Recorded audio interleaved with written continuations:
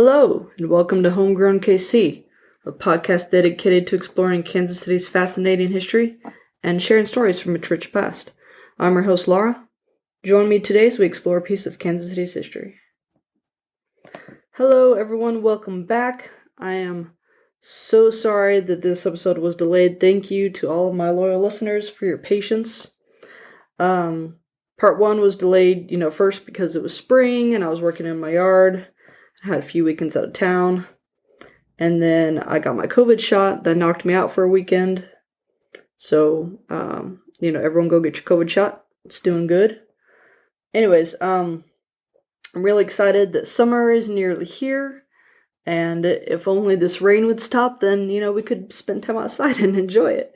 But I am really excited to do some traveling this summer, so I finally am getting this episode out, and y'all, I tried really hard, but it was quite obviously very foolhardy to attempt to do the entire history of the plaza in one episode. So it is in 2 episodes. This is part 2 of the Country Club Plaza, which is the 2nd episode of my 4th series, Treasures of Kansas City. Part 1 was on the life of the creator of the plaza, Mr. J.C. Nichols.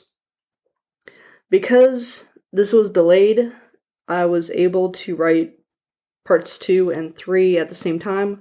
So part 2 is coming out tonight, May 24th. Part 3 will hopefully also come out tonight. Please listen to it in the correct order if it does. Otherwise, I should get it out in a few days. So, let's get on with the show and let's do a quick recap. Jesse Clyde Nichols was born August 23rd in 1880 in Olathe, Kansas. He went to college at KU in Lawrence. Married Jessie Eleanor Miller Nichols on June 18th in 1905. They had 3 children, Eleanor, Miller, and J.C. Jr. Almost right out of college, Nichols started his own real estate business and is responsible for the creation of multiple neighborhoods in the KC area, including Sunset Hills, Indian Hills, Mission Hills, and a couple others. He was also instrumental in the creation of the Liberty Memorial, but he's most well known for the Country Club Plaza, which is what we are here for today. So before we get into that, there actually is one more thing I need to talk about. I need to tell you about the City Beautiful movement of the early 1900s. I'm probably going to call it CBM or CB just for short. So, I've talked about this before. Kansas City started off as this rough and tumble town. There's no pavement, it's dirt streets, it's dirty, we have the stockyards, so it's really smelly. But the stockyards are what helps promote the town. It brings immigrants and workers, and it brings money. So it's what helped our town grow. So this group of affluent and influential men, led by the president of the board of park commissioners, decides Kansas City needs a little sprucing. They're going to get some paved roads and some nice parks and some tree-lined streets, and this will not only make us look pretty so visitors will want to return, but it will improve our morality. That was a really big philosophy of the time, that if it looks nice, it's morally nice, if that makes any sense. I don't know how to explain it better because I am not a philosopher. Anyways, if we get more visitors and they like it and they tell their friends, and then they come, and then they come back, this is good, right? It's more money for the town.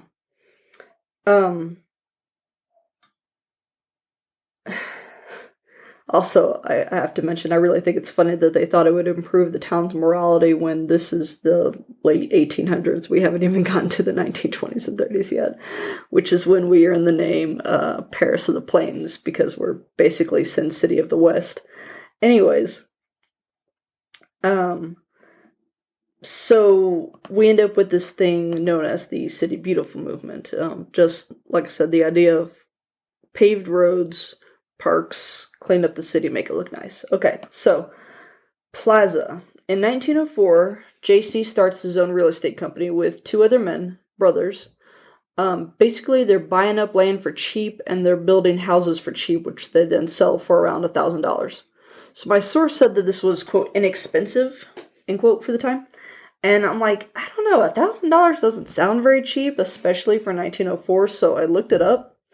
And in 1904, $1,000 would be the equivalent of almost $30,000 today. Actually, the calculator that I used said that it would be $29,208.71. And actually, yeah, if you're buying a house today, I think the minimum is like $40K. So, $30K would be hella cheap. But at the same time, I can think of a lot of other things to spend $30K on. Anyways, so after a year of success, JC's like, I have a dream. Okay, that's the wrong guy, but really, he's like, I have this vision, right? He wanted to buy land outside of town instead of inside of town. And he wanted to design the entire neighborhood from scratch. And he was going to do the shopping right next to the house. And according to historian William Worley, his motivation for the shopping center next to the house is actually really quite ingenious. So basically, he was catering to the women of the household, which hadn't been done before. Because, as William explains, refrigeration is basically unknown. There are ice boxes, but they don't keep the food fresh for very long, right? It's like a short-term thing. So women are going to the store at least once a week, probably 2 or 3 times a week. And they have to take the trolley. So you're lugging your kids to the store, you're lugging them home again with all these groceries. It takes you at least 15 minutes to get there. The trolley's not always on time. It breaks down a lot. You never quite know when it's coming. This is a big ordeal. It's really a hassle. So he wanted to put them closer together so that women could just pop in and out real quick. And for further explanation, I want to break this down for you for a second. So a fridge and a car are ridiculously common today. I mean, there are baby toys of fridges and cars. My nephew is 3, and my brother and sister have had him since he was 1. He's adopted. He's so cute. And I think like since they first got him, they've had this toy kitchen that he absolutely loves to play with, and he pretends to cook, and if you play with him, like, that's what you're going to do. You're going to be cooking. So, and of course, he loves his little truck. But you see what I'm saying? They're toys. They're so common. A fridge was not invented until 1899, and cars were invented in 1886. We're talking about 1905 as the start, the creation of the vision. It's not being built yet, but, it's percolating. So cars and fridges have not been around for very long. But the trolley was invented in 1834, so it's been around for a really long time. That's like 70 years. And it was a very common form of transportation. I hope all that's making sense for y'all so far. Anyways, JC is like, okay, I'm going to buy this land along Brush Creek. It's just south of the border. And a man named Hugh Ward owned it at the time. Yes, that's the one the street's named after. So he's like, yes, I'm doing it. I'm going to see my vision through. Within 3 years, he owns 1,000 acres of land along that stretch. It's kind of a lot, right? I mean, I know it's bigger today, but 1,000 acres is really a lot. But another realtor, George Law, is doing the same thing in the same general area. It's like the land right next to the one that JC's trying to get. But he is following a more traditional method of dividing this land up into small plots and selling it individually, rather than developing it himself. So JC's like, well, I ain't gonna let this stop me. I should also mention Mr. Law is very successful in his real estate venture because, all right, so those of you who don't know, Brush Creek was really prone to flooding. And all of the people who lived in KC knew this. That's why the land hadn't been settled yet, because they're like, we don't want to live there, it's going to flood. So he's like, hey, you in New York, you want to move to Kansas City? I got this great plot for you. Here you go. And they're buying it sight unseen, not knowing that it's going to flood. Anyways, JC's like, I'm not going to let you stop me. So he starts buying the lot from Law, and he gets one of his employees, George Tortelot. I'm not sure I pronounce his last name. I'm pretty sure it's French. He's getting him to buy them up too. And actually, George buys up most of the land from Law on Nichols' behalf. And like I said, we're not building just yet. And before I get to the building, I want to introduce a couple more of the major players here. We have George Kessler, Edward Buehler Delk, and Edward Tanner. I'm just going to give really brief introductions to these guys. Okay, so Kessler was born in Germany in 1862. He moved to America with his parents when he was a child. Excuse me. And then he moved back to Europe to study landscape design and architecture and several other things. But then he moved back to America again in 1892, and he became one of the city's lead planners for the City Beautiful movement. Edward Delk was an architect. He was born in New York in 1885. JC hired him to be the consulting architect in 1920 after he had completed university in Pennsylvania. And Edward Tanner, also an architect, studied at KU. He was hired by JC in 1919. He left the Nichols Company a few years later and started his own architectural firm, but he was heavily involved in the design of the Country Club Plaza, and he is actually a really well-known architect in the Kansas City area, so we will most definitely come back to him at some point in the future. Alright, so official construction on the plaza starts in 1922. This is 17 years that he spent preparing for this, guys. That is some dedication. I know that we had World War I in there. There was a bit of a pause, but that is some dedication. There are three things that made this shopping center especially unique. Number one, it was America's first outdoor shopping center. Number two, it was the first shopping center in the world, designed with cars in mind. And three, quote, its unifying architectural theme. So I'm going to break this down starting with number three, because it's very pretty and very unique in Kansas City. My sources agreed that Nichols and his family traveled to Europe and visited Spain in the early 1920s, but they don't agree if the architecture inspired his designs for the plaza or if they went to Spain because he had already decided on the style.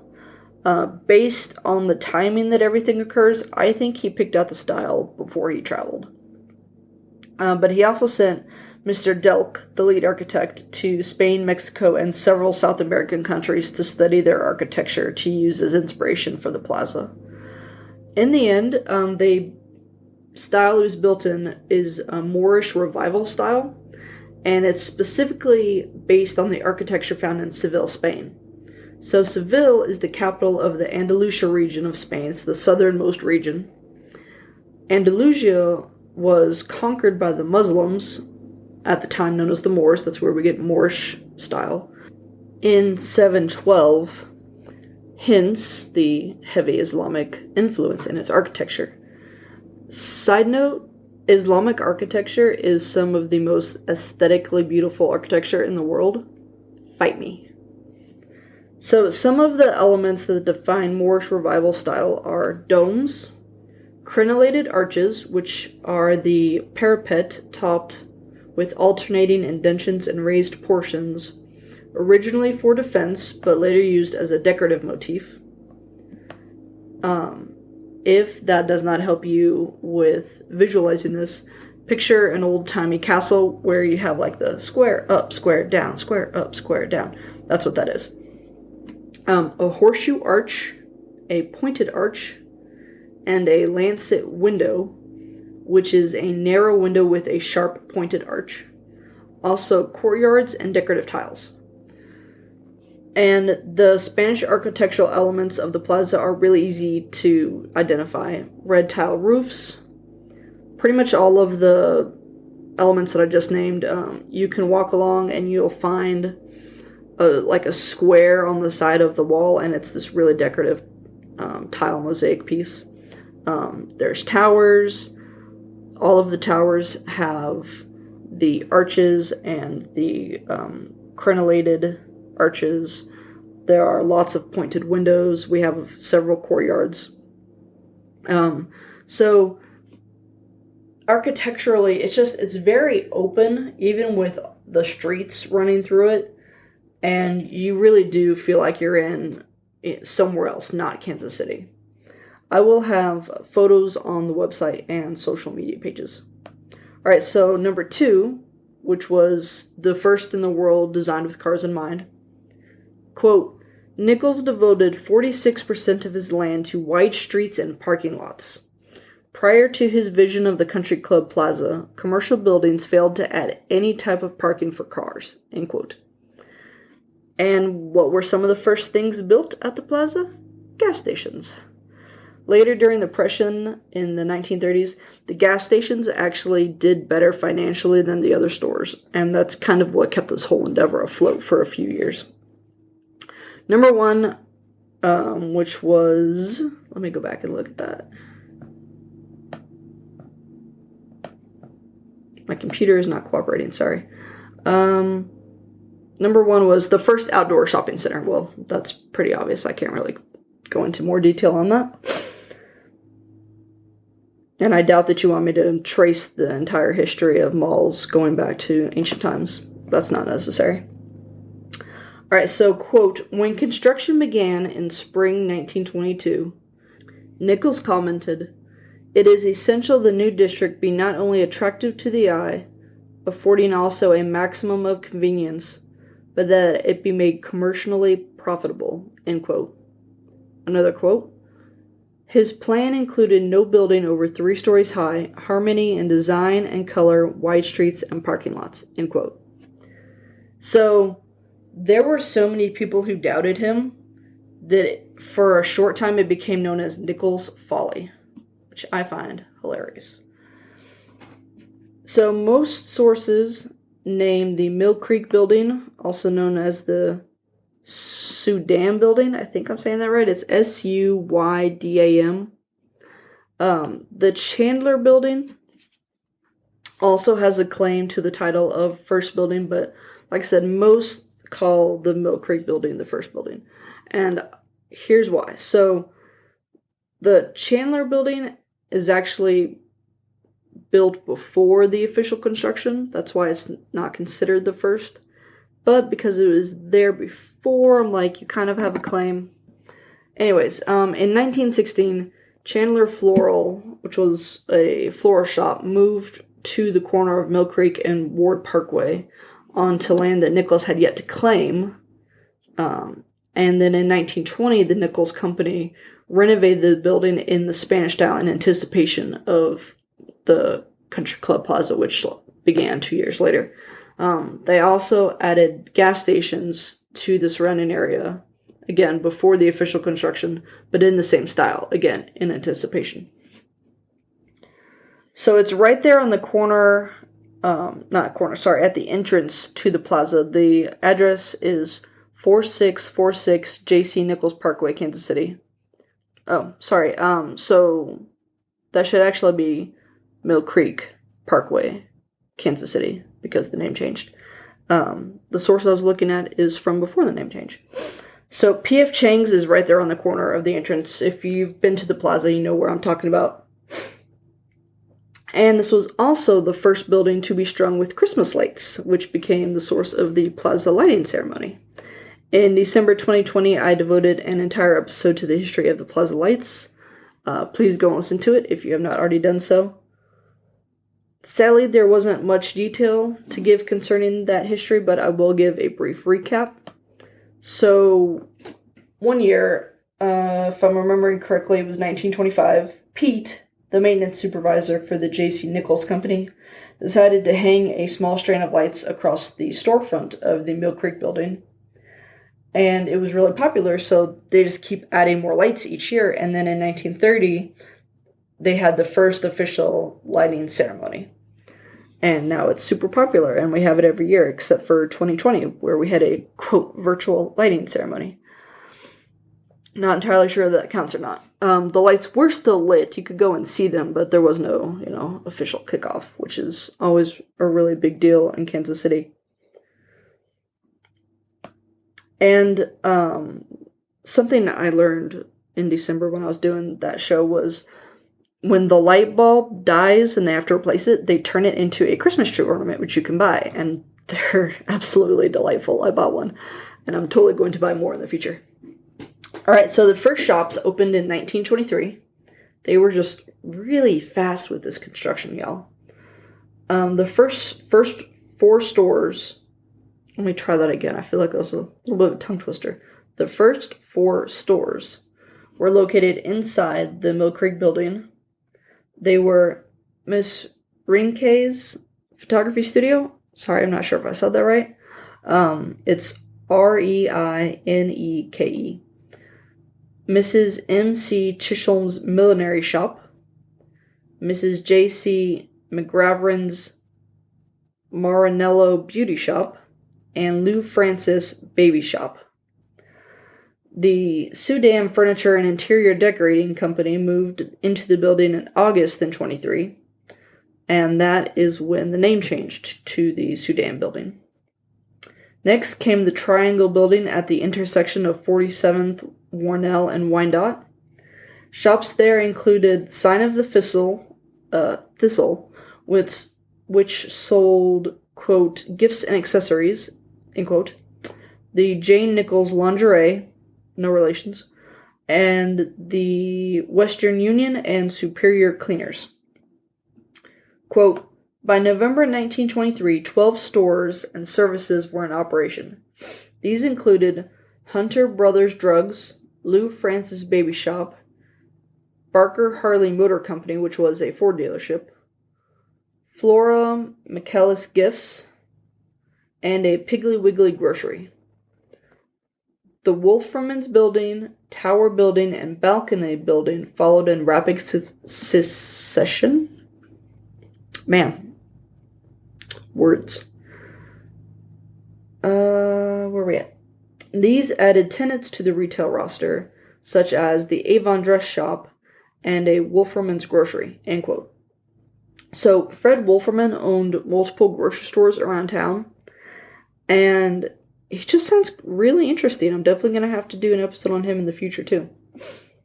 But the Plaza location of his franchise is extra special because it's the biggest, and it has its own bakery. And Wolferman himself actually owned the building, not Nichols.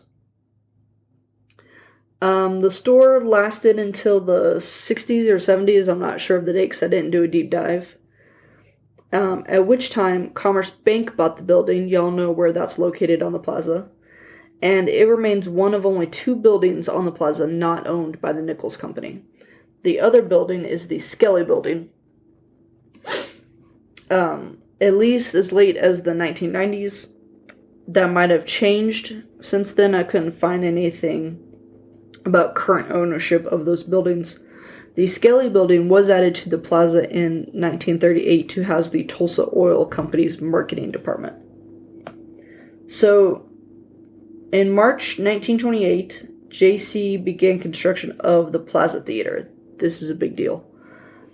Like everything else, they created it in absolutely record time because they showed their first film in October. So that's March, May, April, June, July, August, September. Okay, so they had only 7 months construction. I don't know anything that can get built in 7 months today. The first film was shown on October 9th, and it was Street Angel. I have no idea what that is. The theater was designed for movies, plays, and concerts. It was situated inside of a 42-foot tall tower, which Nichols and Tanner designed the interior to replicate a Spanish villa. For example, the lobby, quote, was designed to mimic an inner court with a red tile floor highlighted with glazed tiles depicting Spanish military figures, end quote. One of my neighbors is mowing the lawn, so if you hear that in the background, it really needs it. It's been so wet and rainy, I haven't been able to get out there. Where are we at, Laura? So I don't know about outside of America, but you know that in America we have all these different theater companies, right? There's B&B, Regal, AMC, Cinemark, etc. So the Plaza was first operated under Westco Fox Midwest, and then Dickens Theaters. Does anybody remember Dickinson? Oh, sorry, I said that wrong the first time. It's Dickinson, not Dickens. We had a Dickinson at the Leavenworth Plaza in my hometown, and used to go there all the time because they had really cheap tickets, and afterwards you could go out and play with the bears. You guys remember the bears? They weren't real bears, they were stone, but you could climb on them and it was fun. It was the Leavenworth thing. Yeah, that closed down like just after I finished high school, and I think it's because Phoenix at the Legends had just opened and it was close enough that everybody went there. Anyways, getting way off topic. So the Plaza Theater, there were some renovations done in the 60s and again in the 80s. Dickinson closed in 1999 and Cinemax took over. There's also a section of the theater that got turned into Restoration Hardware in 99. So despite the Great Depression, where nobody had a job, nobody worked, everybody was poor, Nichols' company continued to add buildings to the plaza, such as the J.C. Nichols building and the Plaza Esplanade building. In 1930, J.C. Nichols' company finally moved from its offices downtown to the J.C. Nichols building on Ward Parkway. Myers Barbecue opened in 1931, and Bo Sing's Chinese opened in 1932, which are both also on Ward. The plaza has this really cute Easter tradition of installing human-sized statues of Easter bunnies throughout the shopping center. Saying that out loud, it sounds creepy, but when you see a picture of them, they actually are kind of cute. I'll have some photos from you on social and the website. And the bunnies have a very interesting history behind them. So their first appearance was in 91, and they first appeared at the Crestwood Shops, which was also owned by J.C. Nichols, until they moved to the plaza. I totally did that wrong. Hang on. Sorry, guys. Okay. So their first appearance on the plaza was in 31. There you go. They first appeared, period, in 1922 at Crestwood. There are 9 of them. Their names are Brian, Sue, Amy, Bess, Ellen, Kate, Lee, Nichols, and, of course, Peter. And we cannot forget the Plaza Art Fair, which began in 1932. Y'all, the Plaza Art Fair is one of the biggest art fairs in the Midwest. I can't believe it's been around since 1932. Quote, held on an empty lot on the southwest corner of Nichols Road and Central, where Tiffany & Co. is now as of 1990. 90 artists displayed their paintings by leaning them against trees and benches. Paintings were priced from $1 to $10. If only. In the 1940s, it was located in what is now the Chandler Courtyard by the Cheesecake Factory. End quote. If only I could go to the Plaza Art Fair and get this beautiful painting for $10. I don't think I've ever seen a painting at the Plaza Art Fair that's less than 300. And most of them are more like 500, 1,000, 2,000. It's been held every year, except for 2020, of course. Damn you, coronavirus. But it should be returning this fall, so I'm really excited to go. Today, it covers all 9 city blocks. There are food trucks, and there's stages for live entertainment. It's so much fun. Quote, in the following decade, new stores opened their doors, such as Safeway Grocer in 1932, Kroger Grocery in 1934, and S&S Kresge 5 and 10 in 1937. The Plaza Medical Building, completed in November 1937, brought Jack Henry's Menswear, Lerner's Vogue Shop, Richardson Shoes, and an F.W. Woolworth 5 and 10. End quote. Sears joined the Plaza on November 20th in 1947. This is a BFD, y'all, because Sears began in 1892, and it started as a catalog, right? Y'all ever heard of the Sears and Roebuck catalog? If not, then I think you didn't read Little House on the Prairie like you should have as a child. Anyways, in the late 1940s, so 50 years later, it's still a catalog business. They have a couple of small retails in like downtown locations, but there's not a Sears store like we knew of them when we were kids. So this is their first Sears store. It's huge. And Plaza has never had anything quite this big before. Quote, this store, which featured 5 levels, included a freestanding garden shop and an auto center. End quote. Hausberg's Diamonds joined the Plaza in 1948. Late 40s, early 50s, some more major retailers joined the Plaza. And you know what? Let's end on that high note, shall we? I know that's a little bit abrupt, but that is a good place to stop for the day. Plus, I'm already over my time. Thank you for joining me today as we explored the history of the Plaza. Please join in for the next episode to hear the conclusion of this series. This subject. I had a good variety of sources for this episode. There are several newspaper articles. There was a historic survey by the Missouri State Historic Preservation Office, some scans from the Missouri Valley Research Center, a walking guide, and I finally have a book again. I have The Plaza, First and Always by William S. Worley that I borrowed from the library. This was written in the mid-90s, so it's a little bit dated, but has some really good info, especially about the 40s, 50s, 60s, and 70s. And pretty much each page has an image or photograph, and there are several detailed photographs at the end of the book. They're really pretty. I think y'all would like this book if you take a look at it.